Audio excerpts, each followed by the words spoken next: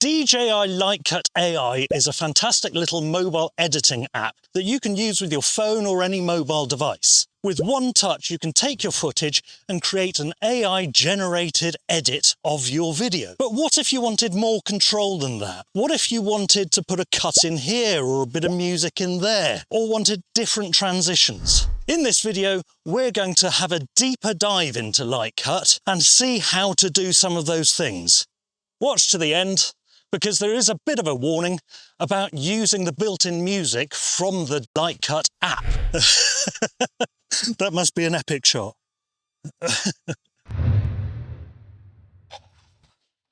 Oh, it's chilly out there, and I'm totally not filming this the next day.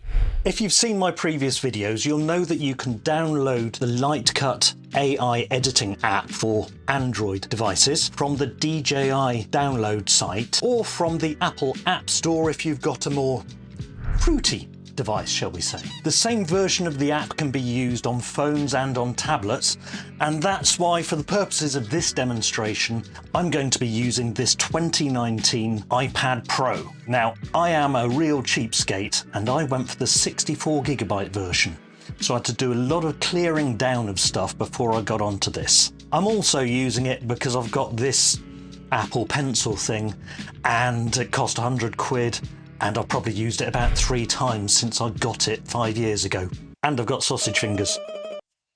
Now, before any of you ask in the comments, unfortunately there isn't a version of Lightcut for the PC, unless you go through all that malarkey of downloading an Android emulator and getting it to work that way, but you're probably better off just using it on a phone or on a tablet.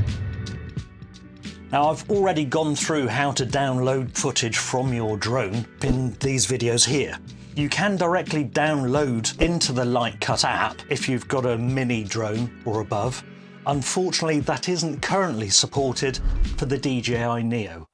But I tend to find the most reliable way is through the DJI Fly app anyway, because in that case you can trim down any very long bits to save space on your tablet or your phone. Consider it to be a kind of pre-edit.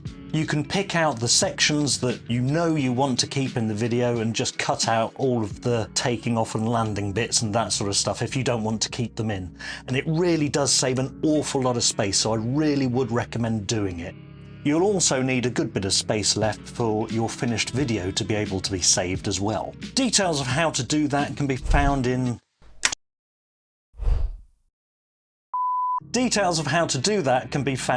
the video I did about a month ago.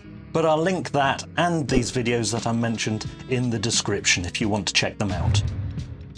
Let's create our project from scratch. The first thing we're going to do is click on New Project, look through all of our footage, preview each of these bits of footage by clicking on that icon there, and you can move this around, click on Mark Highlight, and that will give you a 3-second clip there, and you can expand that or make it smaller. I quite like this orbit, so I'm going to use that. Let's have a look at this one. This is catching the Neo. That's quite good. I'm going to add that one. I'm just going to go through now and pick out a whole bunch of clips. So I'm going to fast forward this bit because I'm not going to comment on every single thing that I've done. That would be mega boring. I sometimes even bore myself sometimes.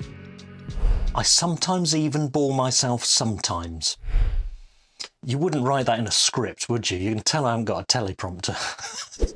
Because I downloaded trimmed clips, I know that some of these later ones that are here are kind of curated to go into this video anyway, so I don't even need to preview them. If I need to alter them in any way, I can do that in the edit. There were too many sheeps, so I'm just going to select some of the best shots of sheeps. Yes, lots of paragliders. So I'm just going to pick out some of the best paraglider shots. So that's a good one. Now there was one with a bird in. Oh, that one. Look at that. How cool's that? And that's an old guy taking photos. Instead of clicking one tap edit, you click on next, and that's pulled everything in the order you clicked on it. And now you can start reordering things. Yeah, you might want to do this, mate. What? Oh yeah. Yeah, if you're finding any of this useful, please do hit the like button. That's the one that's shaped like this. Thank you. I want to tell a story with this video, I want it to be a little bit more engaging. There is a video that I actually did on that I'll link at the end of this video to show you how to create a more engaging drone video. But for now, what we want is a start, a middle and an end. So even though I took some footage of my car driving along towards the end of my shoot, I'm going to stick that at the beginning to make it look like I'm arriving. Let's just go all the way to find that car footage. The iPad's doing a lot of work here. The kind of work that a top-end PC would do, and this iPad's 5 years old. So occasionally it does sort of stop. Don't worry about it, just leave it a minute or so and it'll allow you to move stuff around again.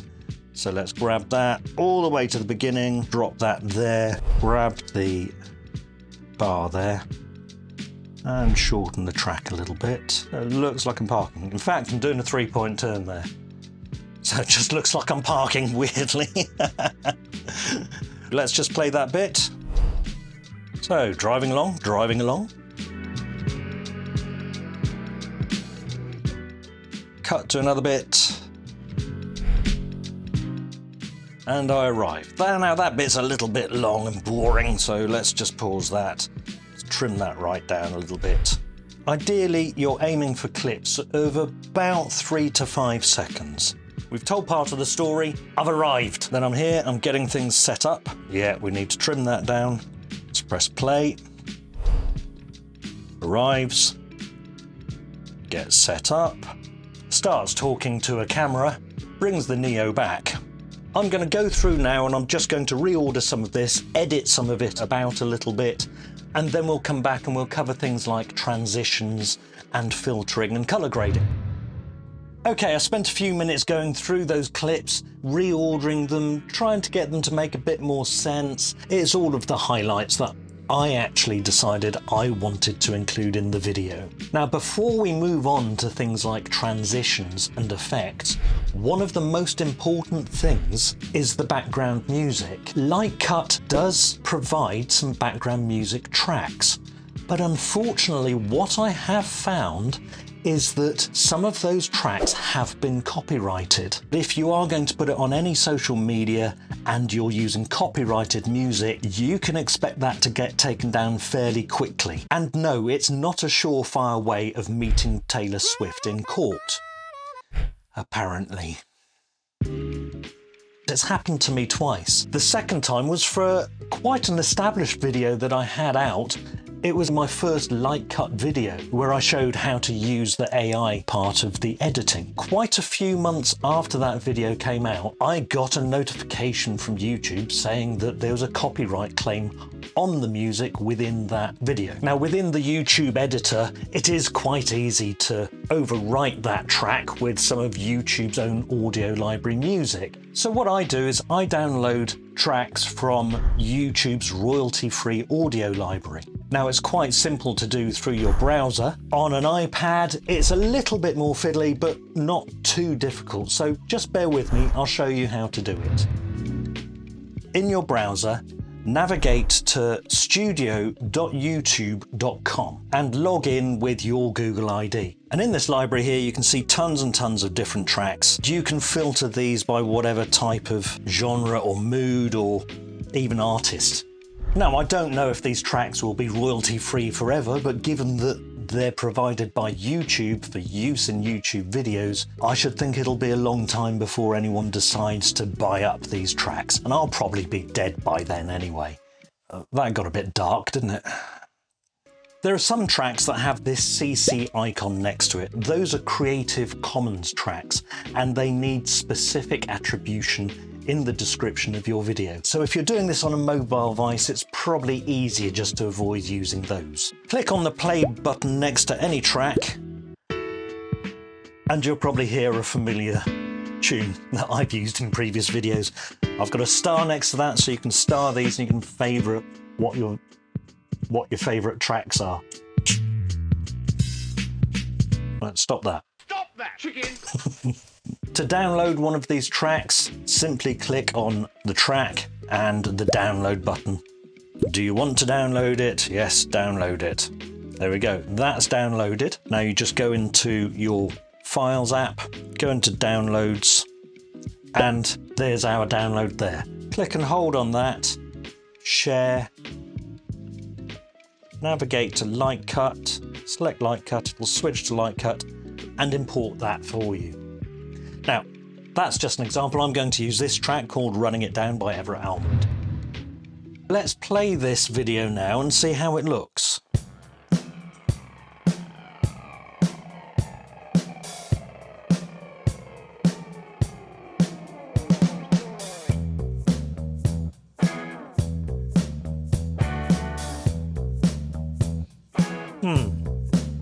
Could do with a bit of finesse as far as matching the video to the music goes. Now, one of the really cool things in here is Lightcut has got these little dots where there's a beat in the music. If you can't see them, click on Rhythm and click on Auto Beat Marker just there, and then hit the tick. And what we want to do is aim to get our cuts in the video on the beat of the music, and it makes it look like that's intentionally how it was filmed. Go back into Edit, select a track and pull it to roughly where the beat is. We want that just over there, so that's the end of that clip. And again, want to pull this along a little bit so that it ends on the beat. Let's do this one. This is a longer one, so we'll have several beats in here. I'm going to carry on doing this and just editing it around a little bit so that we've got something that looks fairly reasonable and makes sense to the ear. See you in a minute. So let's just play this first part because we've got a few other things that I'm going to come on to which is going to help you in your edit. So let's just start with that.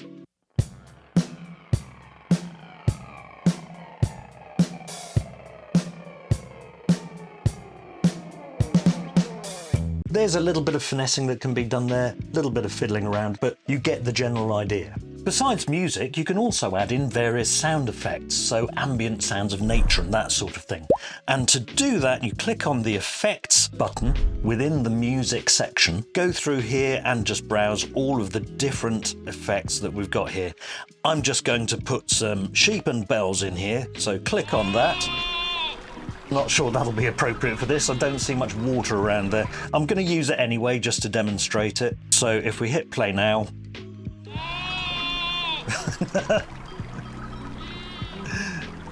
You get the idea though. You could use all sorts of things like just birds in the background if you've got woodlands. And the AI part of Lightcut is actually very good at identifying different scenes and selecting the appropriate sound effects as well. But before we go through and beat match every clip, there are a couple of clips here that are quite long and aren't really going to be in keeping with the video and the sound of the video. So what do we do with those? Well, the first thing we can do is if we click on this clip here and click on speed, we can speed that up. So we could take that to 3 times the speed. That significantly shortened that. We've got another long clip here. Now what you can also do is what's called a speed ramp. So if we click on variable speed, if we say want to build up the speed there and go up even further, then come down very slightly, let's have a look at how that looks. So that's in keeping with the music as well, which is quite cool. What other things do we want to do here? Well, as I said, what now? Are you doing editing? That's my job. Yes, but this is editing on mobile. You do all of this, all right? Now, hop it. Oh, all right then. Sorry. Using the Mini 4 Pro, I was filming in D-Log-N, which is a flat color profile. Now that is really good when you're editing video on a laptop or a PC for color grading and color matching. In this case, I left it on because I forgot to switch it off, but that is easily fixed. It's dead simple. If you click on a clip that has obviously got a flat color profile, like these two here, click on Filter, Color Recovery. And I was filming with the DJI Mini 4 series. So click on that and we click on D-Log-M and you can see immediately it's recovered a lot of the color there. And we can go through all of the clips here and just identify which ones were taken with the Mini 4 Pro. So I'm going to select that one, D-Log-M, Now this one was a droney, so that just took the video in a normal profile. So I'll skip that one. You get the idea. Doubtless you saw when we went into filter, all sorts of filters here. So urban, nature, aerial, portrait. Have a little play around these. I'm not going to go through every single one. I'm just going to make this one black and white. We also have effects. So we can add an effect here. This is similar to filters, but let's stick in some, I don't know, some snow. Nice. That's actually really cool. That really does look good. Let's just stop that there, make it make a little bit more sense. So we're gonna stick that there like that. That's amazing. And there's all sorts of effects to explore there as well. So if we click on add effects again, we've got split type. Look at that, that's quite cool. You've got different light effects as well. Now obviously you don't want to overuse these effects, just as when we come onto transitions, you don't want to overuse transitions. Sometimes the simplest transition is the best transition. How do we add in transitions? So let's go back to edit. And you see these spots here between each set of clips. You've got different transitions that you can use. Let's just use a basic slide left here. You can change the timing of it. So let's just play that. There we go. So slide left. Let's have a look at a slightly different effect, shall we? Let's just go for a split there. We'll just go back and have a look at these transitions. Nice transition there. Nice action. That's quite nice. But as I said, use them sparingly. I don't know about you, but I find lots and lots of different transitions just messes with my head when I'm watching a video. So keep them fairly consistent, mix them up a little bit, but keep them in a similar style to each other. Next thing we want to do is add some text. Click on add text. Let's say weak lemon drink. Just grab a keyboard here. Right, so we're going to call this video Weak Lemon Drink because that's my favourite drink. And you've got all of these styles across the bottom here. We've got different animations that we can use here, and this will give you a preview of those. That's a spinny one. So let's just play that. What does that look like? There we go. We can change the font here. I quite like this one. You've got different styles here as well, so you've got different colours. That just changes the opacity of it, but you can change the colour as well. Go on to effects, so there's completely different effects here. There's a nice sort of two-tone effect there. I quite like that. You can also use animation on them, the position on them. With the animation, you've got the different duration of the animation. With the position, you can change the position of where that text is going to be. That's okay. Let's go back now to editing. And there are stickers. Let's add that here. You can go through all of these stickers, have a little bit of an explore, add them in. Let's move this sticker. Let's grab that and move this right to the end, or near the end. Anyway, let's stick it there. And let's move that up to there. Oh, and it's all pre-made messages. So if there's one that specifically you're going to use, then it's going to be a bit of a coincidence if it's going to match what you're actually doing. But you never know.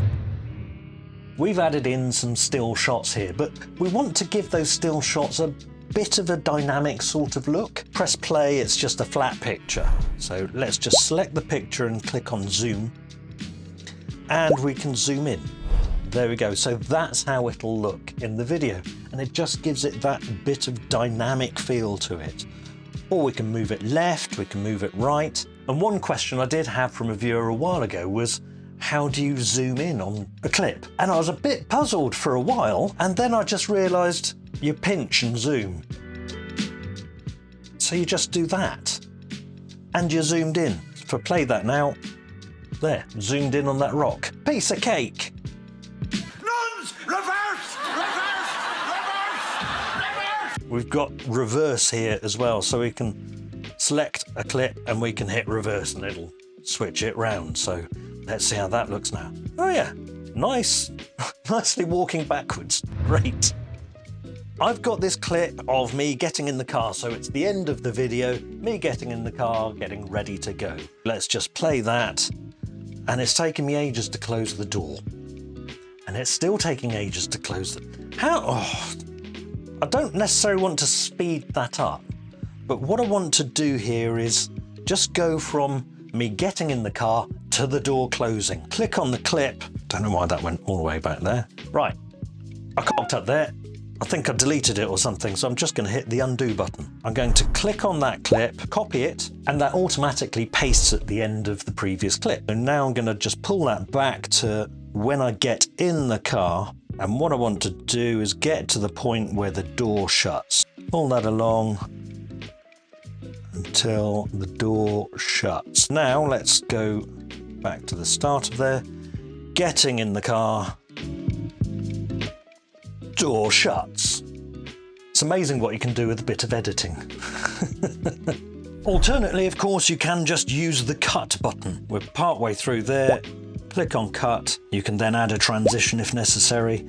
I'm just going to zoom in on this a little bit. The fact that I'm zoomed in on this means that I've lost a little bit of definition, so I might want to pull back a little bit of sharpness from this picture. So again, I'll go into filter, and you can see under adjust, besides having the usual exposure, brightness, contrast, etc., we've also got sharpness. So I'm just going to click on sharpness and just sharpen that up very slightly. Not too much, otherwise it starts looking a bit artificial. Hit the tick, and there, I'm done.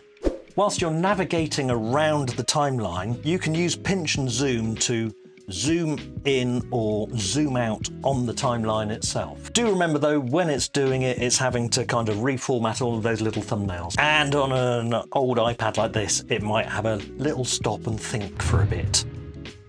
Now, one thing that we haven't done here is added in a title screen. You can click on title there and it gives you a handful of things that you can put in here. I don't tend to put much in myself.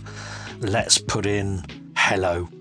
Okay, go along to the end because there are specific end screens that you can use as well. There are a few here.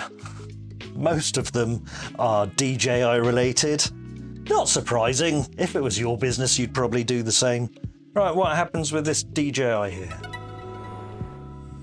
Nice little DJI sound at the end. Where you've been fiddling about and trimming clips and that sort of thing, you need to trim down your music track, so you simply just click on it and bring that to where you want it to end. So I'm going to put it there. You can click on volume and then click on fade out, and that will add a slight fade to the end of the track. If you're going to be exporting this to social media, then you probably just want to select 1080p up at the top here.